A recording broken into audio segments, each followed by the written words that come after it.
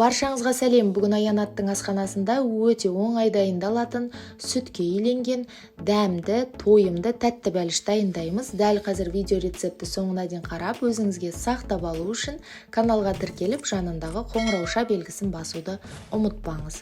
Ең алдымен керекті заттарды атап өтейін. Бізге қажет болады жұмыртқа, шекер, сүт, сары май, ұн, қопсытқыш және тұз. Барлығының нақты мөлшерін төменге жазып қалдырамын. Ең алдымен үлкен ыдыста жұмыртқа және шекерді жақсылап көпіргенше миксерлейміз. Егер де сіздердің миксерлеріңіздің қуаты төмен болса, онда кемінде 10-15 минут миксерлеуге тура келеді. Себебі бізде жұмыртқа барынша ағарғанша көпіріп, көлемі бойынша 2-3 есеге ұлғаюы керек. Мінекей қараңыздар, осылай жұмыртқа бізде ағарып көпіреді. Енді ұнға қамыр қопсытқыш, яғни разрыхлитель және тұзды салып араластырып қоямыз.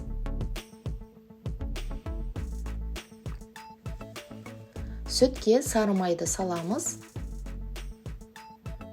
Отқа қойып сары майды ерітеміз. Сүтті қайнатпаймыз.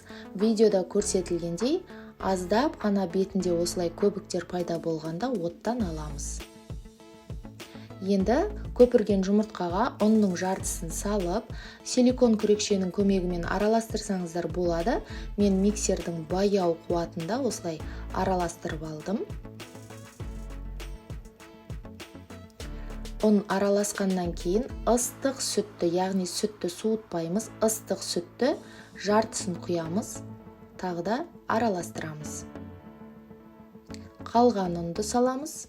Жақсылап араластырамыз. Тағы да қайталаймын, силикон күрекшенің көмегімен араластыруға болады. Ұн бізде жақсылап араласқаннан кейін қалған ыстық сүтті құямыз.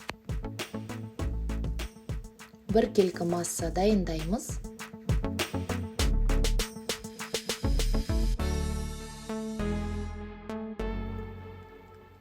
Пергамент қағазы төселген формаға құямыз.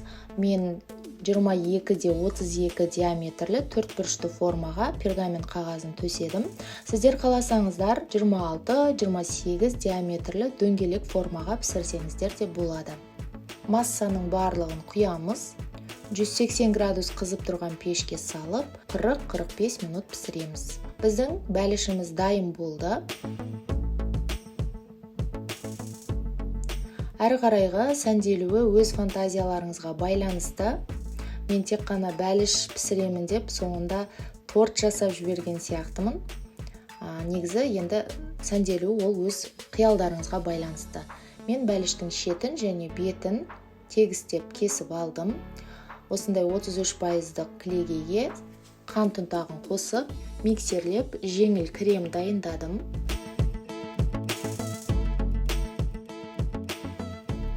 Крем дайын болды. Енді бәліштің шетін кесіп алған болатын, соған аздап шоколад қосып, блендердің көмегімен ездім.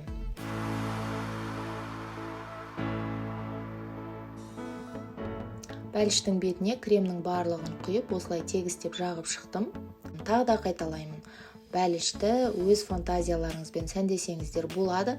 Бәлкім сіздер ортасынан кесіп, ортасына крем жағып, толыққанды бір торт жасасаңыздар да ол өз қалауларыңызға байланысты. Біздің бәлішіміз дайын болды. Осындай үй жағдайында пісірілген әп-әдемі бәліш, ал енді дәмі тіпті керемет. Егер сіздерге рецепт ұнаса, міндетті түрде лайк басып, төменге пікір жазуды ұмытпаңыздар. Алдағы уақытта каналға шығатын видео рецепттерді жіберіп алмас үшін дәл қазір каналға тіркеліп, жанындағы қоңырауша белгісін басуды ұмытпаңыз.